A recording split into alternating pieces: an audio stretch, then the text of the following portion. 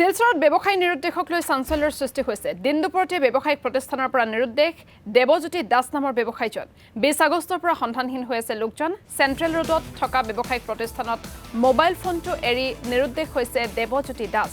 বিগত 6 দিন ধৰি কোনো সন্ধান নাই ব্যৱসায়ীজনৰ। দেৱজ্যোতি দাসৰ সন্ধান পালে পৰিয়ালৰ লোকক যোগাযোগ কৰিবলৈ আহ্বান জনাইছে স্থানীয় লোকে। যোগাযোগৰ নম্বৰ হৈছে 7002084450।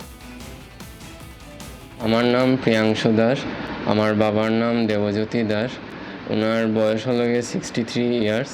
যেদিন মিসিং হয়েছে 20 তারিখ, তো ওই দিন ঘর থেকে বেরিয়েছিল, দোকানেও গেছে। দোকান যাওয়ার পরে উনি দোকানের জিনিস সব গুছিয়েছে।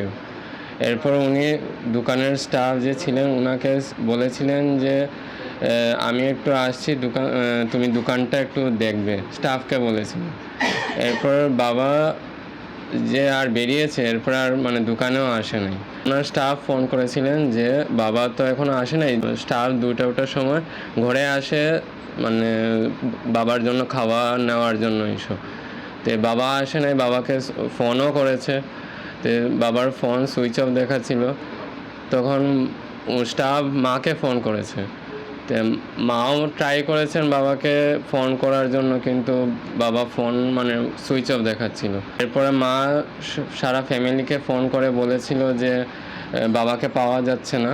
সব দিকে খোঁজাখুঁজি করতেছিল, সব দিকে পুলিশকেও রিপোর্ট করা হয়েছে, সদর থানাতে এফআইআর করা হয়েছে। এখন পর্যন্ত কিছু পাওয়া যায়নি। গত 20 তারিখে হয়েছিল, 6 দিন হয়ে গেছে। লাস্ট লোকেশন যেহেতু কল ট্র্যাক হিসাবে লোকেশন ওনার মোবাইল সুইচ অফ হয়েছিল আপনার সদরঘাট এরিয়াতে। 4টার সময় একজন মানুষ দেখেছে যে সদরঘাটের ব্রিজে এখানে দাঁড়ানো আছে। এরপরে আর কোনো দিকে স্পট